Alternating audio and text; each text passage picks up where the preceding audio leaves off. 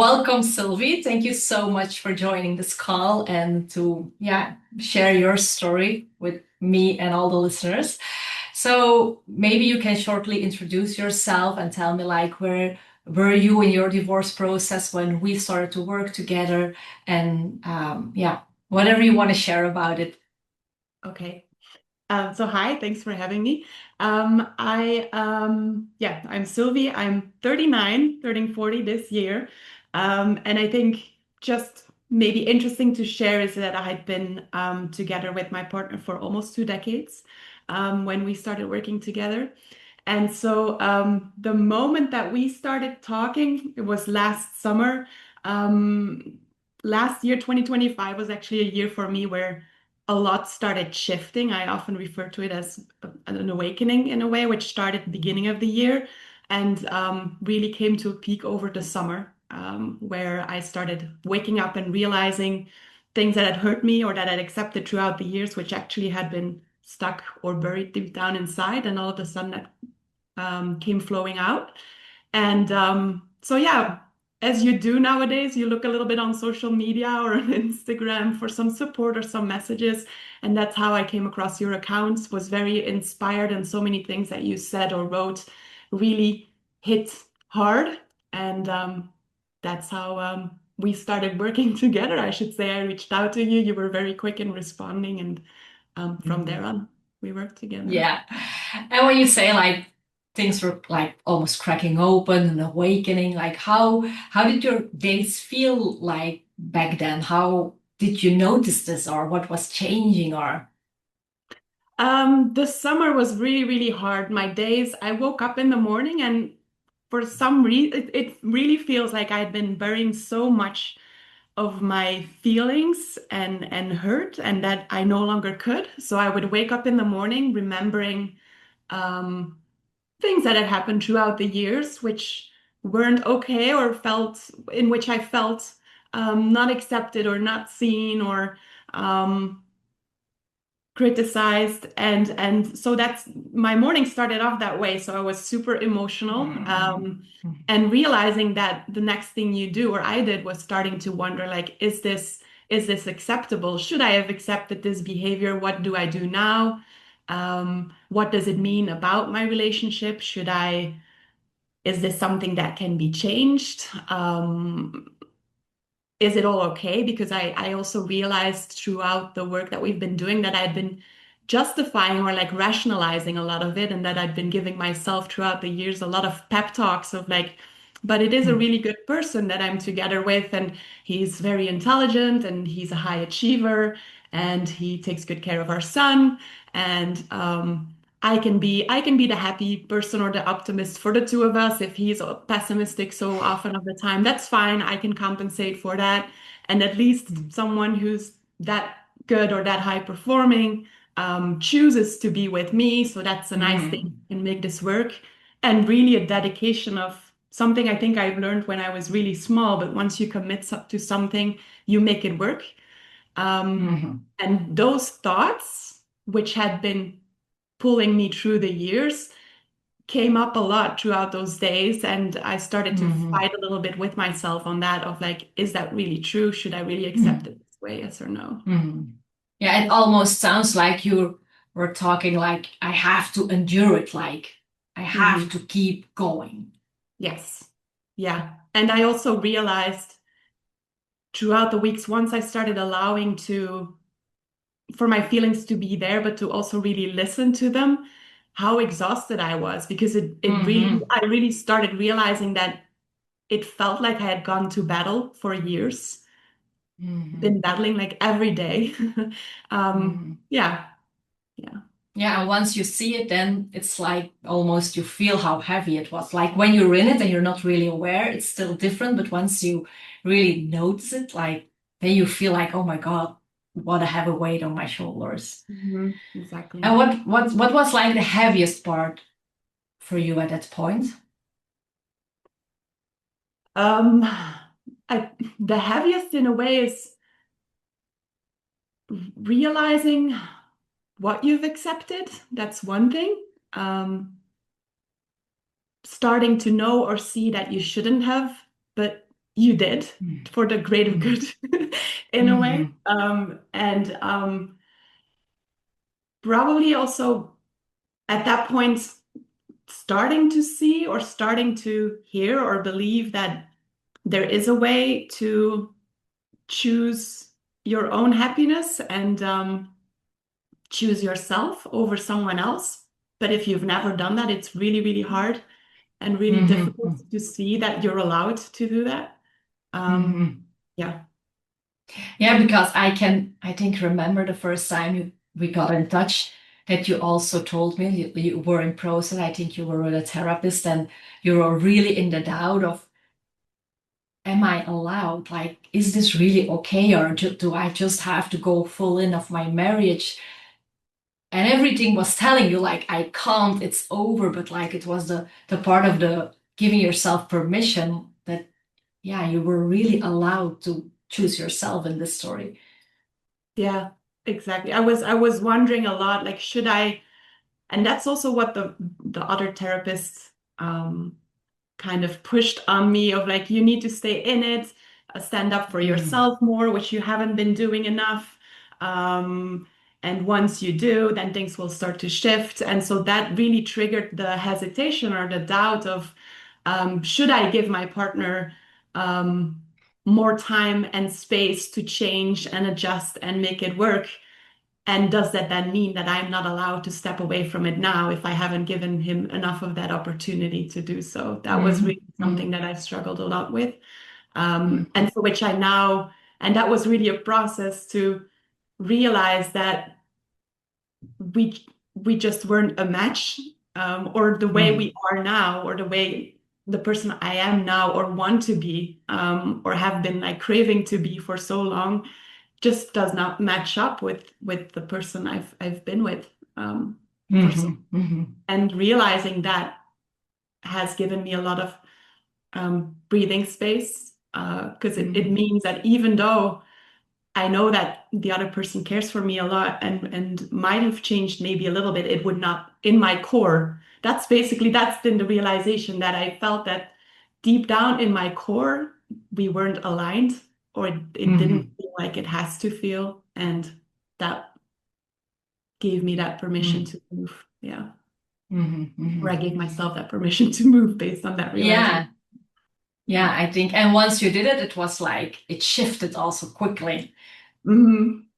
Yeah, yeah, and we had a first conversation. I think what helped me so much is that for one, you really understood, and that there was someone else except for myself who noticed it and yeah, just left me that like option or Mhm.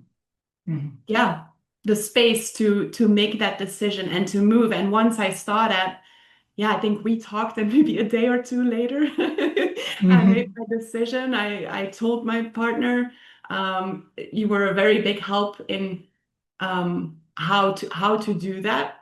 Because at that point, I would have, if it would have been just me, I would have justified a lot more or explained a lot more, where I see now that that's not really helping. Mhm. So yeah, all of that then went Mhm. really fast, and like 3 weeks later, I moved out and Yeah, into it my was own amazing. apartment. So yeah, yeah. Mhm. And if you look back now, what are the biggest like shifts you made since we worked together? Because I know you worked on so many like levels of yourself, like the boundaries, discovering yourself, being you actually, like just being the beautiful woman that I noticed was behind the mask. Like I can, yeah, I can maybe say 10 things, but like what is for you the top three biggest internal shifts you think you've made or since we started Um, together? okay. One is the one big shift is I belong to myself. I Mm. was I probably learned myself through experience and as a child that I would find safety and belonging through other people, which made that I was very focused on making other people happy with Mm. who I was or what I was doing in order to feel safe and loved. And that shifted, like realizing that, but also shifting it towards, no, that is not what it's supposed to be about. I belong to myself and I can find safety and love in myself has been a very, very big one. So that's the first. The second I would say is presence over performing or over perfectionism. I it's still a work in progress, but it's already a lot better. But I realized that again, little me and me throughout all of those years really believed that I needed to perform and that I am being loved or continue to be loved based on what I do and not who I am. Um, and that's been a very big one to Mm. see that it's okay just to be and to not be Mm. scared of what that then means in terms of others' feelings or thoughts about me. Mm. So that's the second. And I think the third, I haven't mentioned my son just yet, but I have a 9-year-old son. Um, Mm. and in a way, I think I've always felt like being a mom came so natural to me, and I've loved that so much. But for things that were said or criticism that was given throughout, and for me wanting to again perform and make my partner happy, I was doing things as a mom, being more strict than I wanted to be, or um, being focused on again output and performing rather than being in the moment, being my true self and enjoying all of the time, or most of the time. You don't enjoy it all the time, but like enjoying a lot of Mm. the time that you have together with your child. And that has been a major shift now too, that I just am and act way more from feeling and from a yeah, an instinct with him, Mm. much more than what do I have to do or what is expected of me Mm. that I do. And I Mm. notice in him also that it brings peace and it makes him very relaxed and enjoying the moment as well, which is really nice. Mm. It's a third. It's a bit like you're showing him also the real Sylvie, not the one who has to perform, the one who has to earn love, but just like this is me and Mhm. he can feel this. Yeah.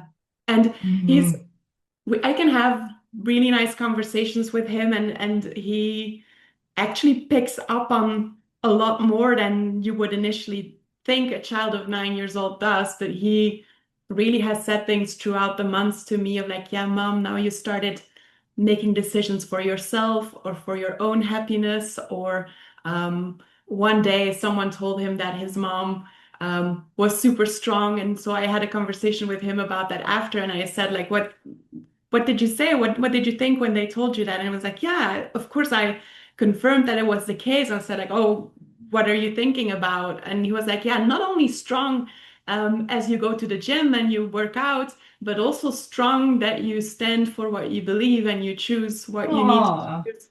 And you teach me to do that as well and to accept myself the way I am and stand for that. And that was such a big wow. compliment that, Yeah, yeah. that's beautiful. Like I get like this chicken pox when I hear you telling this. Yeah. Wow, that's the most beautiful gift you can give him. Yeah. Yeah. And when you, like you said, like being more myself, like not always have to perform being perfect, just be me and know that I can be loved. I think it was also like with being alone, that was a difficult part in the beginning. And like, how do you notice these shifts, like in your day-to-day life? What are little things that you notice? Like, I know you sent me a picture of seeing yourself without glasses, and I know you told me like I was with friends and I opened myself up. Like, what are like all those little things you notice in your day-to-day life that these shifts are really that they happen for you? Yeah, so the example of the glasses is I think accepting my looks and myself for and my body for who I am or what it looks like. My glasses is just something I've been wearing glasses since I was 8 or 9 years old. Back then there weren't also that many options and frames to choose from and none of that. But and there probably also have been times that kids have like laughed at it or just made some comments about it. And so I grew up not liking myself in glasses.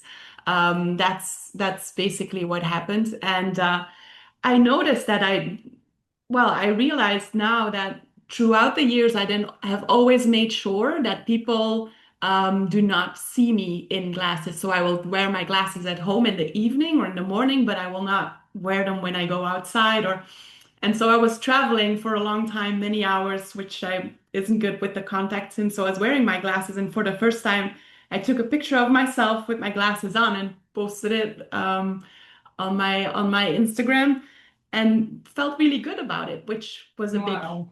shift. So that's one thing. Another big one is um, resting or lazy days. That was just something that I Yes. never allowed myself to have because it felt like there's always so many things that you have on your to-do list, and I would feel really guilty if I wouldn't do them, and chose to relax or rest over it instead. So that's really been a major shift where initially when I then did allow myself to rest, then there would be a moment when I was doing so that there would be a voice in my head saying, "What are you doing? There's plenty of things you still need to do." And then it would creep up a little bit, like not really a panic, but like feeling Hmm. a little anxious about that. But that has really been disappearing as well, to just know like, okay, I can just take the time. Hmm. I just want to hang Hmm. on the couch, just put some sports Hmm. on TV or listen to some music or whatever. It's fine. Hmm. I can. So that's been a big one. And then a third I think about is um, I would be heavily influenced emotionally by what other people said or thought. And that has changed so much as well. When like people often have an opinion, and that's fine, but Yeah. I think I really realized that for me that opinion was just so important all the time, even if that opinion was maybe it was valid, maybe sometimes it wasn't, or it changed from mine, but I would have, yeah, it would be such a big thing for me. Whereas now I really feel inside that when people express an opinion, I'm like, okay, it can be Mm. yours, but it doesn't have to be mine, and it doesn't have to change how I feel about myself or what I think about myself. And especially when going through these changes and a decision that you make, there Hmm. will be people who I've been positively surprised by how many people do tell you like, wow, I'm proud of you. That's been really nice. Hmm. But of course, there's also Hmm. people who think that Yeah. you're a homewrecker and Yeah. that you should have done more or tried more or whatever they think. And Hmm. I no longer feel the need to justify anything. I then just let them be. I Hmm. don't spend too much time on talking to them anymore. And I don't feel the need to go Hmm. and into details of the why and the hows and everything. I'm just like, okay.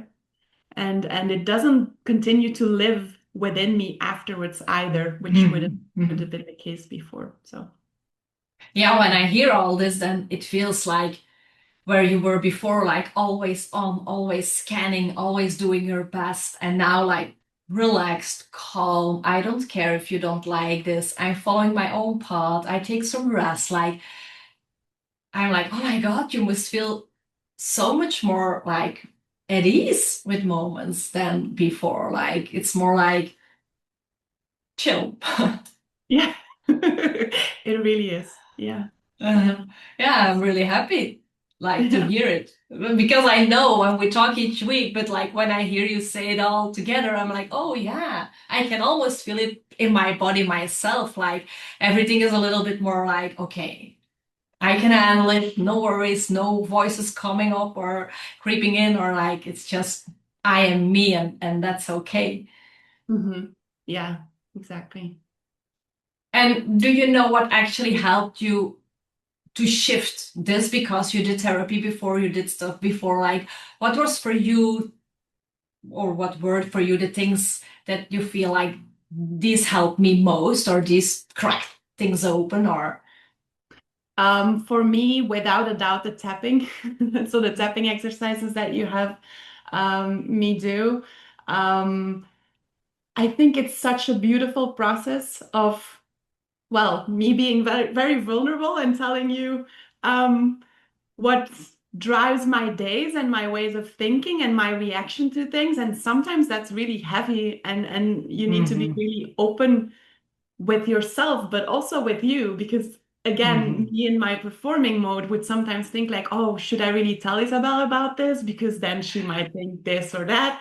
But no, really letting go of all of that and just Yes, you realize have to that tell Isabel everything.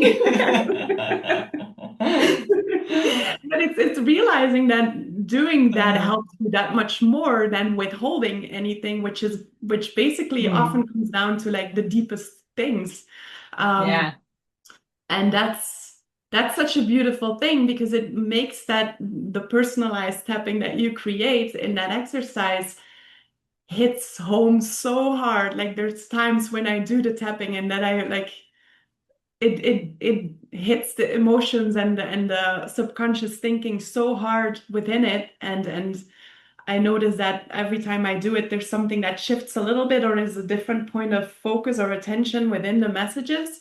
Um, and it helps me so much to Hmm. let go, to shift. So I would say that for me, like sometimes it's hard Hmm. work, but Yeah. it's so life-changing. Hmm. Yeah. Hmm.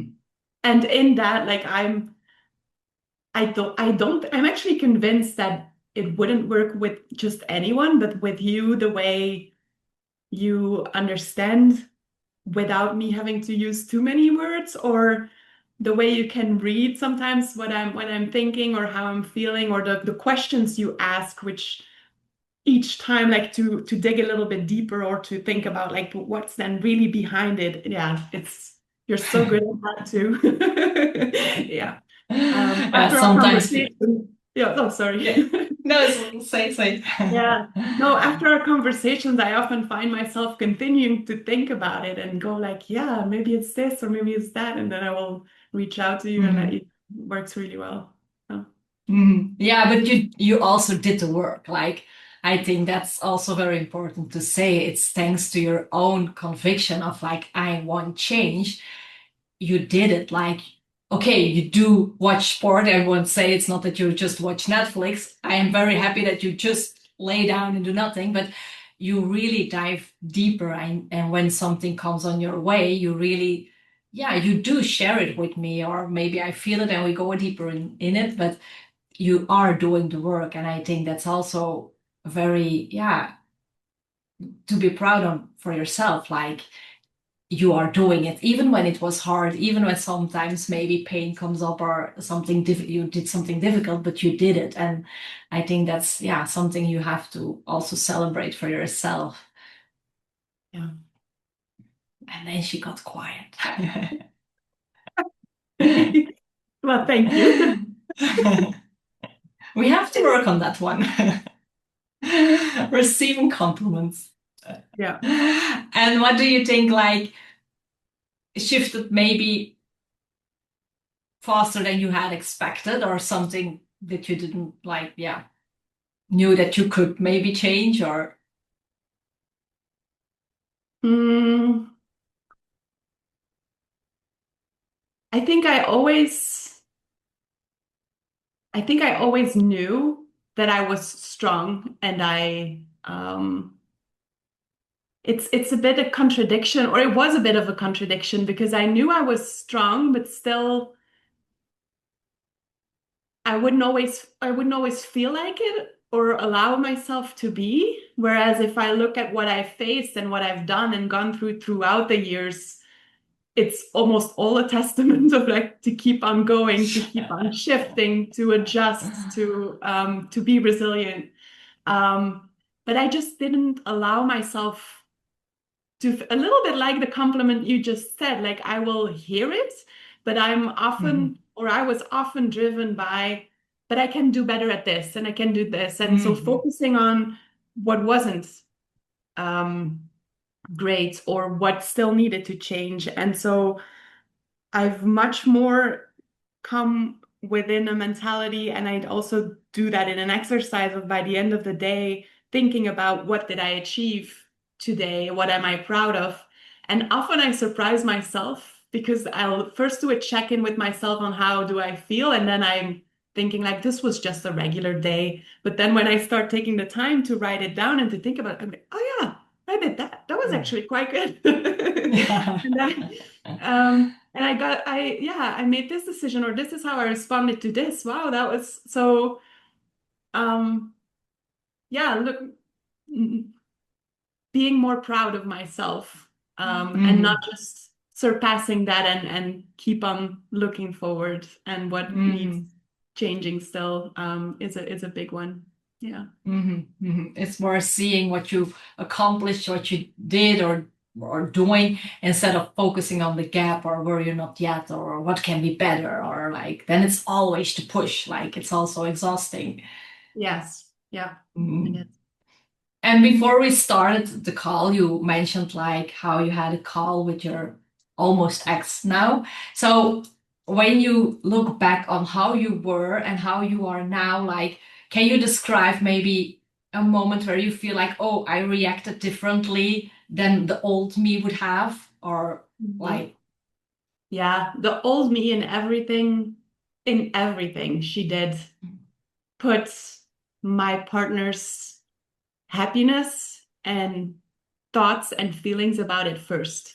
So I would completely adjust based on what I thought he would want. Um, Mhm, Whereas now I have really learned and really see that I have my own world and emotions that I'm responsible for, and he has his, but that's no longer my responsibility.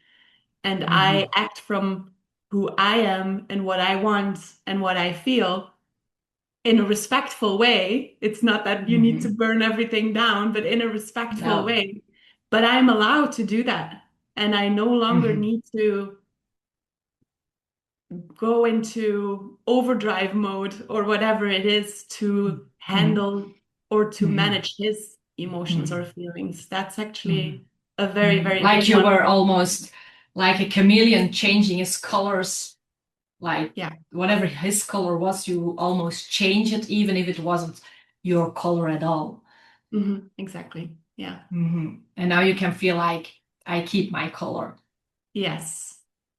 And I Mhm. don't feel guilty about it. Yeah, That's an important important one. one.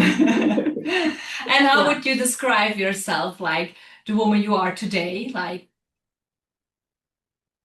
Um, I've mentioned the word before, but I would say strong, um, confidence. I probably always have been pretty go with the flow. Like I enjoy, I'm I read something this week and it says being um unseriously serious. mhm, And it's like I can really like commit to things and dedicate myself to things, but I can also enjoy life so much. Like just silly jokes, having a good laugh, singing loud to a song that's on the radio, um, being out like on a walk with my son and just doing like a crazy dance or whatever. And I think that's like I take life serious. I think one of the things that helped me make my decision and move also is realizing we only get one life.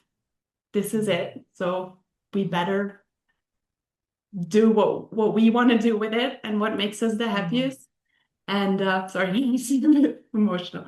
But mhm, yeah, and that also makes that I really want to go for things and be strong, but enjoy it at the same time and allow a little bit of mhm, crazy or silliness in it as well. And I no longer think then about what might it look like for others. This is who I am. This is who I want to be, and I'm enjoying it. Yeah. mhm. And how do you notice this in like your relationship with your ex? Like how do you handle it differently now than you did before? Like you're the strong, happy, confident woman now. So do you notice that you handle things differently or Yeah, I will.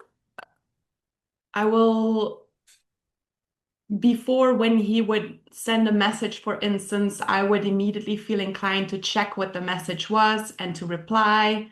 Um, and now I really started to feel like I'm allowed to not immediately check that message, or even check it but not immediately reply, um, Mhm. or indicate something of what I think or want without Mhm. having to explain it or justify it, and Mhm. just be okay with that. Yeah, and that's a big change. My messages have gotten shorter, not shorter than they Yeah, used to be. you have more time now. Yeah. But it's really like a part of you. You started the conversation with something awakened, and it almost feels, I can also see it like when I see or imagine the first calls we had, like especially really the beginning, and when I see you now every time, also the messages like you sent me during the process, pictures when you were traveling alone, and like how you opened up, like there's like a part of you that finally was freed, like this, like you said, a strong woman, but also a woman who doesn't take everything too serious and has loves and adventures, and is like just an amazing woman to be around. And I can really see that this part of you, it seems like it was almost hidden deep down inside of you. And finally, you gave her space and permission again to come to the surface. And yeah, I can only imagine how much fun it is for you, but also like for your son and your surroundings, that you are just you now, and Yeah, everyone will it's feel this. been it's been a big what I also realized, like there's a lot of realizations along the way too when you do the self-reflection. And when I was traveling, like that trip, I almost decided on a whim, right? I was like, oh, I Mm-hmm. love to travel, but I have time over Christmas, I have the time off. Yes, let's go for it. And Mm-hmm. on the trip too, and with everything in life, I realized over Christmas that it is such a nice feeling to I've always been able to make decisions, but decisions would have been such a weighing off of like, what would this mean for this and that mean for that, and what would this person think? And now it's so freeing to just make my own decisions and just go for it and Yeah. not hesitate or doubt for days. But just Mm-hmm. if I Mm-hmm. wanna go to um, it's a lot around sports. It doesn't necessarily have to Yeah. be good. But if I would just want to go watch a college basketball game on my own, Mm-hmm. because the team is doing well and I want to have like the experience of doing that, I just buy the ticket and I go Mm-hmm. the next day, and I'm completely happy to be there by myself. I don't wonder like what might people think, that it's just me here. Mm-hmm. No, I just go Mm-hmm. and enjoy the moment, and that's so nice. Yeah, Yeah. it's really incredible to see, like we started somewhere in September and it's like January now, how quickly you shifted this, like doing stuff alone, be on your own, be happy, not giving a damn about what other people think. And I really see you enjoying it. Like it's really, yeah, it's really authentic. It's like you're not doing it because you want to be the best and perform. It's like you really enjoy this, and it's yeah, it's fun to see also. Yeah. And what would you say to women who were like in exactly the same place where you were when we started or before, already knowing probably that they want to divorce, but afraid to move forward, afraid of all the fears you had? Like, what would be some advice or something you would tell them? Um, don't be afraid to choose yourself and your own happiness. I think that's a really big one. Listen to your like your soul and your feelings and what you really already know and feel deep down, but just haven't given permission to say it out loud or come out. I remember that I've been in front of a mirror also a couple of times around the time I was deciding and saying things to myself like, I am allowed to do this. Mm. This is so that permission part and talking to yourself that way, I think is a really important one. And as I said before, we only get one. You only get one life. And if there's kids involved as well, I was really scared of like tearing up a family unit and making it worse. But knowing what I know now, I think it's so much better for him. And he gets an example of a happy mom, of a mom who's enjoying life and is there in a much more authentic way. And so, yeah, move, you can do it. That's really like move for yourself. You can. That's the big one. Yeah, thank you so much. That's very beautiful to close this today. Thank you so much for this interview, Sylvia, and sharing your story. And yeah, I think a lot of women will be really helped by how you move through this process. Sure. Thank you.